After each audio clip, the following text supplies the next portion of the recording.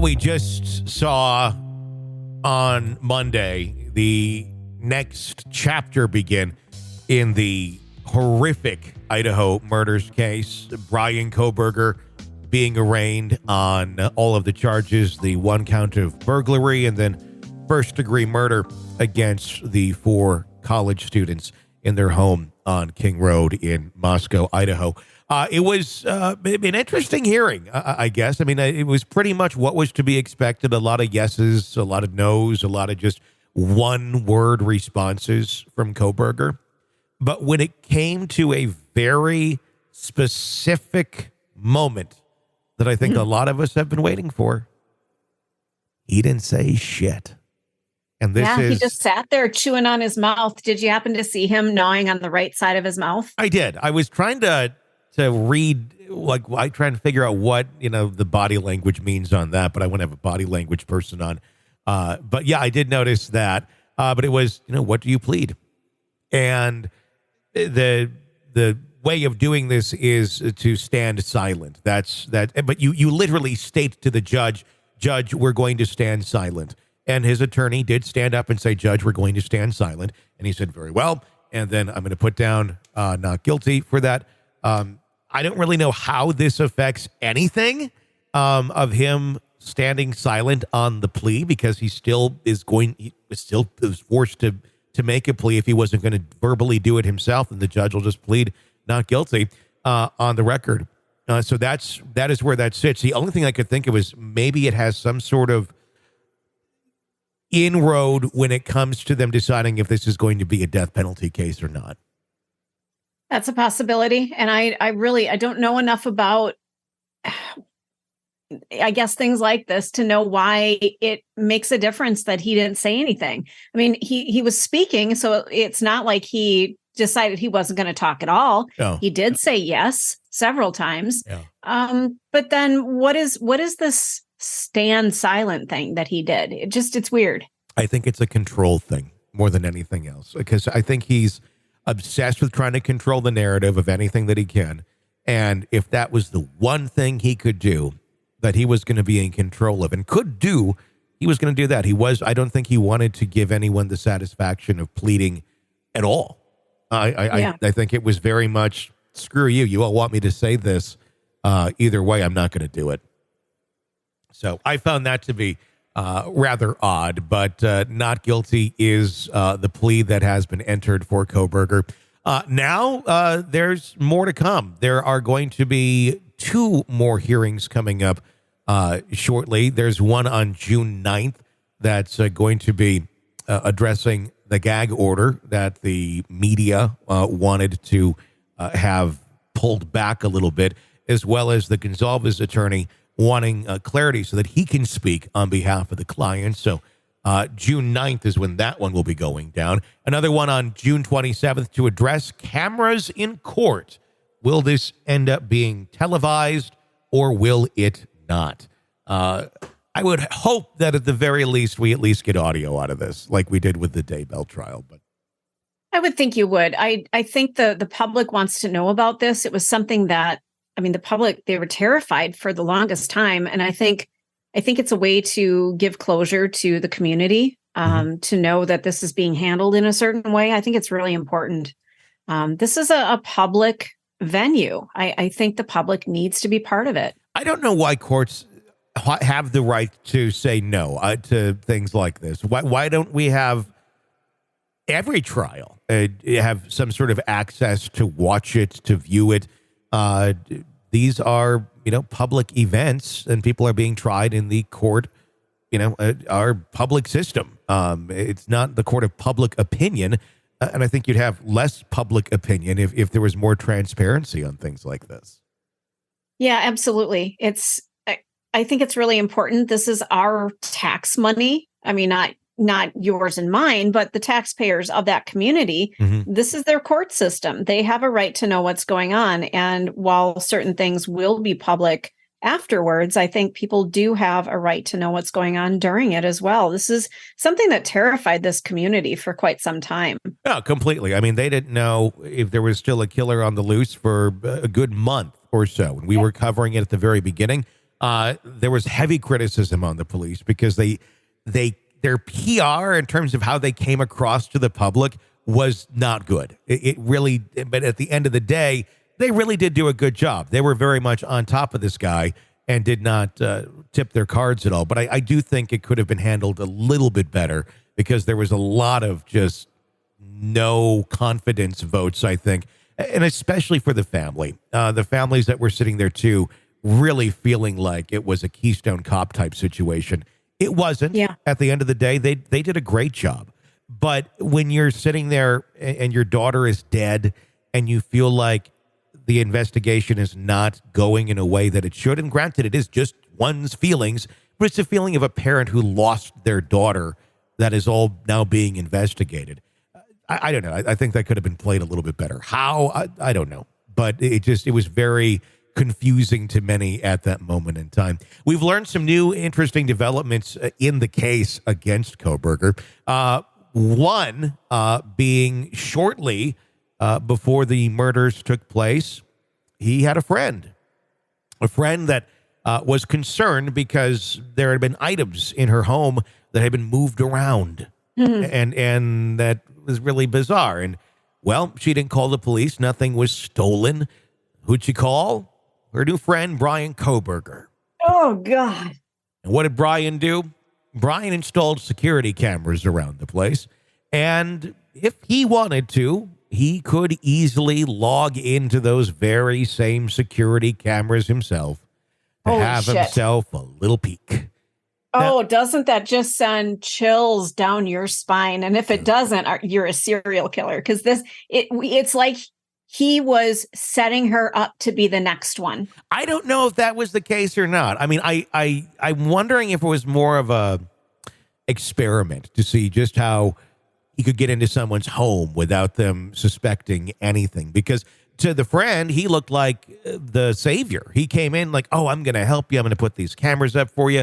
So he likely was the one who was being the burglar to begin with and moving things around. But then at the same time coming in and being the savior to the problem that he likely created. Sounds a lot like Munchausen syndrome, doesn't it? Yeah, I mean, with different things in play here in terms of being the savior to something that you destroyed. Yeah, I can understand that a bit. The other piece that I found to be very interesting, and I'm very interested to hear if we're going to find out more about any of this, if anyone will ever speak out. But there's some sources that had reported to Dateline that it wasn't just the warm, happy, fuzzy Christmas that everyone would like to believe everyone had last year together. Snow on the ground and the Poconos and him with his family and sisters celebrating the holiday. No, because one of the sisters, we're not quite sure which one, though, who is a psychologist, noticed a few odd things and even brought it up to other family members that, hey, Bryan does drive the car they're looking for. He lived very close to where these crimes took place. And why is he wearing surgical gloves all of the time? Yeah, that's the biggest thing, I think. It's one thing to have the same car that is being sought after for a high-profile case. It's another to be trying to contain your DNA inside of a latex surgical glove while you're at home during Christmas vacation. And we don't know if Bryan was on to his family being on to him, but he did at one point over the holiday break get into the back of his car with bleach. And like you do on Christmas break. Because who doesn't go clean their car with bleach like super late at night or super early in the morning when no one's looking? And then take anything of scraps or junk or trash and put it in the neighbor's trash can. Not yours. Right. But let's go over to the neighbor's. When they arrested him, when they went into his house, they found him with surgical gloves on, arranging his trash in various Ziploc bags. Again, like you do. Like, who doesn't do that? Who doesn't arrange their trash in Ziploc bags? I'm sorry, this is looking an awful lot like a very guilty person. he's either one of the most paranoid people in the world, or he's a very guilty person. I would imagine that being pulled over twice in 10 minutes on his way home may have put the fear of God into him a little bit, because that was rather awkward and strange. And initially, the talk was that, this was, they were tailing him the whole way, the whole time. Turns out that really wasn't quite accurate. It was actually police were doing random drug check stops on the highway. They were looking for people driving specific ways, maybe a quick shift, maybe a quick turn to another lane. And Kohberger was tailgating some vehicles. So from what we understand, and the FBI really hasn't said a whole lot either way, but local law enforcement have said that it was stops of that nature. But yeah, definitely scared him. That's without a doubt. But then to go back home and be, I don't know. Well, it's interesting with people like this and the way that they think. They're able to do and plot out such horrible crimes, allegedly. Yet they're oblivious as to how some of their actions and what would be everyday life come across to others.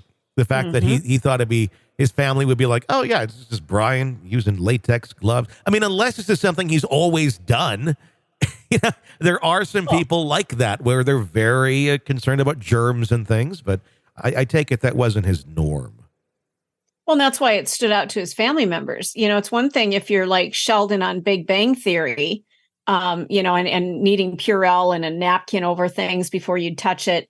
But it sounds like this was really out of the ordinary for him. So it caught their attention. Like, what's this about? It's got to be a rift in the family, I would imagine, if you have a sibling that's going, I think my brother did this. And the dad saying, no, I don't think it could be him. And as a parent, I find it interesting that they weren't present today either. They weren't there to support him in any way or to show support, which, maybe it wasn't important enough for them to be there. This was just something that had to be done. But I would think if you felt that your son was innocent and being wrongly charged of something, you might be there as a show of support. I think without a doubt, 100% on that. If you truly believe that your son is innocent, you would be there supporting them no matter what. And then to not be there, I think actually kind of speaks volumes to that family not commenting on any of those allegations, and will likely not be anytime soon. And so be it. I could also see the family too, also just not wanting to, go to Moscow, Idaho, when your son's being accused of this and you're the parent. Yeah. I mean, that would have to be extremely uncomfortable, if not potentially dangerous, as well, to be the parent of this, the villain that we've made him out to be, and whether he is or not, we'll find out. It's all innocent until proven guilty, but the evidence sure points to him being a villain. It really does. And his family. There's no way they could stay in a hotel somewhere, unless they were under an alias. There's no way they could make reservations anywhere for dinner. There's just no way they could have snuck in under the media attention. There's no way. Now, I mean, I do feel bad for that family as well, because they're going, this is something nobody signs up for. Nobody's like, hey, I suppose some people do teach their children how to be killers, but I don't think they did. I think this is, acting out on his own fruition. And then everyone has to be in the wake of the destruction that he allegedly created. And that includes his own family that are also victims in this way. Obviously, they didn't lose a son by murder, so it's very different. But they certainly are losing a son, for the crimes that he committed, and rightfully so. But again, not their fault. They're going through their own deal of suffering, very much like BTK's family and such, that all those years later, that sort of thing scars you and makes life rather difficult to continue going forward with. Well, and did I hear correctly that there's a member of his family that worked in the mental health field that lost their job recently? They both did. Oh, wow. Both sisters lost their jobs because of the publicity of the case and just the onslaught of attention that was, media's reaching out to anybody and everybody to talk. and it became too much of an issue to keep them.